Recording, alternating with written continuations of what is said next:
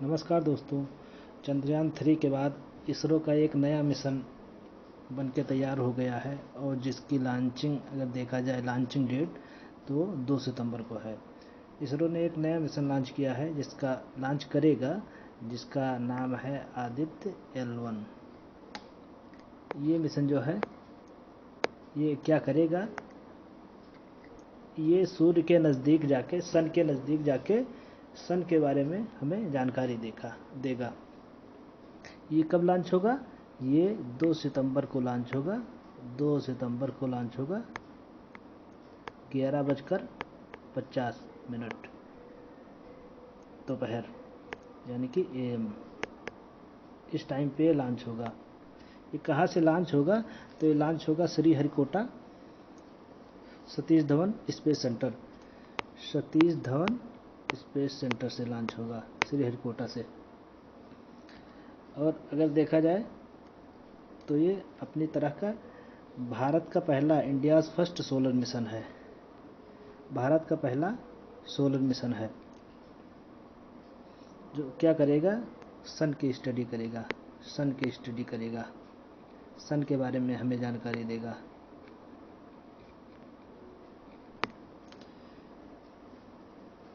ये किसके द्वारा लॉन्च होगा, किस रॉकेट के द्वारा लॉन्च होगा? तो ये लॉन्च होगा PSLV एक्सेल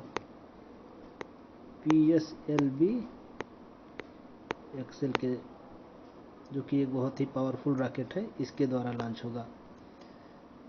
इसको एक दूसरे नाम से भी जानते हैं, PSLV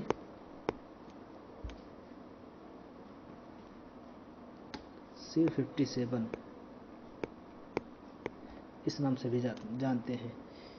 अब ये देखना है कि इसको लॉन्च होगा तो क्या ये सूर्य पर जाके उसका अध्ययन करेगा, स्टडी करेगा, या फिर उसके नज़दीक जाके स्टडी करेगा? तो हाँ, ये जो है आदित्य L1 मिशन है, ये सूर्य के थोड़ा नज़दीक जाके और उसके बारे में अध्ययन करेगा। ये किस पॉइंट पे होगा? तो ये जिस पॉइंट पे होगा उसका नाम है L1 पॉइंट। अब ये L1 पॉइंट क्या है, इसके बारे में हम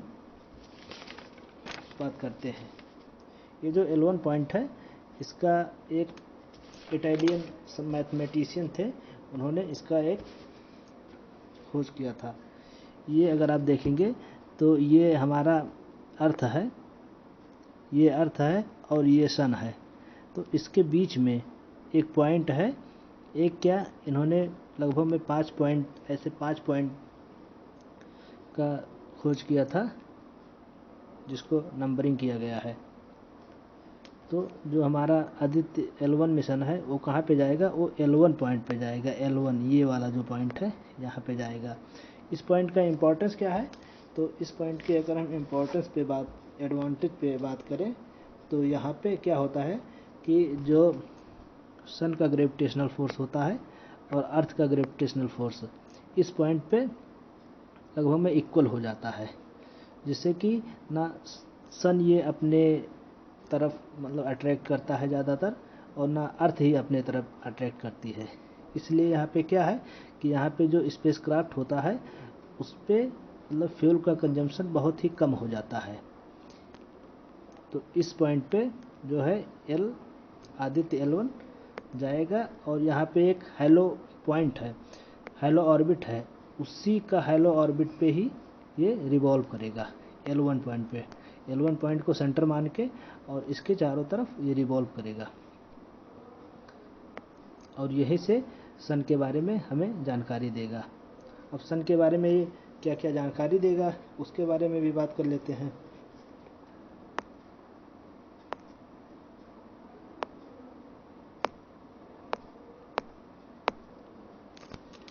और अगर हम इसके डिस्टेंस के बारे में बात करें, अर्थ और L1 पॉइंट के बीच कितनी डिस्टेंस है, तो ये लगभग में 1.5 मिलियन किलोमीटर, यानी कि लगभग में 15 लाख किलोमीटर है। 15 लाख किलोमीटर।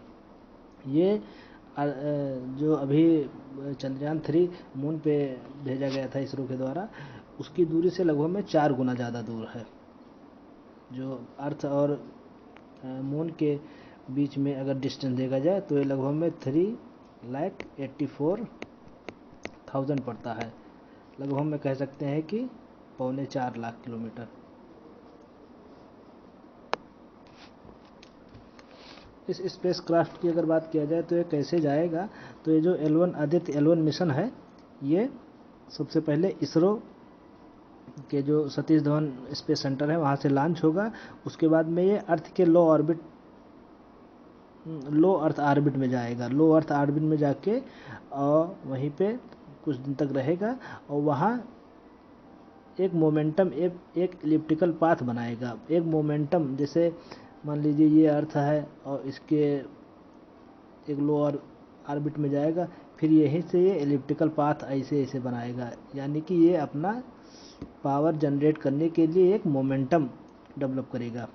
फिर वहाँ से क्या होगा, फिर वहाँ से ये L1 पॉइंट की तरफ मतलब फॉरवर्ड होगा, आगे बढ़ेगा। L1 पॉइंट को अगर देखा जाए क्या कहते हैं, तो लैग्रेंज पॉइंट भी कहते हैं, लैग्रेंज पॉइंट। क्योंकि L1 पॉइंट का अगर देखा जाए अब खोज किसने किया था, तो एक इटालियन साइंटिस्ट मैथमेटिशियन थे, लुइस लैग्रेंज। इन्होंने इसका खोज किया था, तो इन्हीं के नाम पे इसका नाम लैग्रेंज रख दिया गया, L पॉइंट यानी लैग्रेंज पॉइंट। फिर यहाँ पे जाने के बाद इसका अगर टाइमिंग देखा जाए तो लगभग में कितने दिन में ये पहुँचेगा अर्थ से L1 पॉइंट पर, तो ये लगभग में 40 दिन, 40 नहीं सॉरी, ये लगभग में 4 महीने लग जाएगा, यानी कि 120 दिन। यानी कि अगर 2 सितंबर को यहाँ से लॉन्च होगा तो ये लगभग में 2 जनवरी के आसपास, यानी कि जनवरी के फर्स्ट वीक में ये L1 पॉइंट के पास पहुँच जाएगा। फिर क्या कहता है, आप इस डायग्राम में देख सकते हैं कि कैसे हमारा जो आदित्य L1 है वो लॉन्च होगा और वो कैसे L1 पॉइंट के अराउंड में जाएगा। तो यहाँ से लॉन्च होगा, उसके बाद में एक यहाँ पे ऑर्बिट बनाएगा, फिर धीरे धीरे अपना इलिप्टिकल पाथ बनाते हुए, अपना मोमेंटम बनाते हुए और ऐसे होते हुए फिर धीरे से यहाँ से जाकर फिर जैसे कि हमारा अगर देखा जाए चंद्रयान जिस तरह से गया था, उसी अगर प्रिंसिपल पे देखा जाए तो ये भी काम करेगा। अब हम इसके ऑब्जेक्टिव के बारे में बात करते हैं कि इसका उद्देश्य क्या है। तो इसका उद्देश्य के बारे में अगर हम बात करें तो ये जो है सोलर कोरोना के बारे में हमें बताएगा। जैसा कि आप जानते हैं कि सन को कई डिफरेंट लेयर में मतलब डिवाइड किया गया है। तो अगर देखा जाए सबसे आउटर मोस्ट लेयर होती है उसको हम कोरोना कहते हैं। सन का जो सबसे आउटर मोस्ट लेयर है, ये वाला कह लीजिए आप, सबसे बाहरी जो सतह है उसको हम कोरोना के नाम से जानते हैं। तो ये सोलर कोरोना के बारे में हमें बताएगा। उसके साथ साथ ये सोलर विंड का इन सीटू और ऑब्जर्वेशन करेगा, यानी कि सोलर विंड जो सन से जो विंड निकलती है उसका ऑब्जर्वेशन करेगा, वहाँ जाके करेगा। वहाँ जाने का मतलब कि जो इलेक्ट्रोमैग्नेटिक वेव है उसके द्वारा ये जो वहाँ जाके और उसका इन सीटू ऑब्जर्वेशन करेगा, सोलर विंड्स का ऑब्जर्वेशन करेगा। उसके बाद में फिर ये सोलर एक्टिविटी के बारे में बताएगा कि वहाँ पे सन पे कौन कौन सी एक्टिविटी हो रही है और उसका जो है वेदर पे, स्पेस वेदर पे क्या इम्पैक्ट पड़ रहा है उसके बारे में भी हमें बताएगा। और अगर देखा जाए कि कोरोनल हीटिंग में क्या क्या समस्याएं हैं उसके बारे में बताएगा। कोरोनल मास इजेक्शन के बारे में हमें बताएगा। पूरी फ्लेयर एंड फ्लेयर एक्टिविटीज़ के बारे में हमें बताएगा, उसके विशेषताओं के बारे में बताएगा। और उसके बाद में जो स्पेस वेदर में जो डायनामिक्स हो रहे हैं, चेंज हो रहा है, उसके बारे में भी हमें बताएगा। और पार्टिकल्स का अध्ययन करेगा। ये इसके कुछ काम हैं। इसके साथ साथ अगर देखा जाए तो ये coronal heating and solar wind, और उसके अगर देखा जाए एक्सेलरेशन, सोलर विंड की जो एक्सेलरेशन है यानी कि वेलोसिटी अगर देख लिया जाए कब बढ़ती है कब घटती है, उसके पीछे क्या रीज़न हो सकता है, उसके बारे में हमें ये अध्ययन करके बताएगा। सोलर विंड डिस्ट्रीब्यूशन, किस रीजन में सोलर विंड का डिस्ट्रीब्यूशन अधिक हो रहा है, किस में कम हो रहा है, उसके बारे में ये हमें जानकारी देगा। तो इसी तरह आप लोग बने रहिए हमारे इस नए चैनल पे, और हम कोशिश करेंगे कि आपको क्वालिटी बेस्ड जो इन्फॉर्मेशन है उसको हम आपको देते रहें। और प्लीज़ आप लोग सब्सक्राइब कर लीजिएगा। धन्यवाद।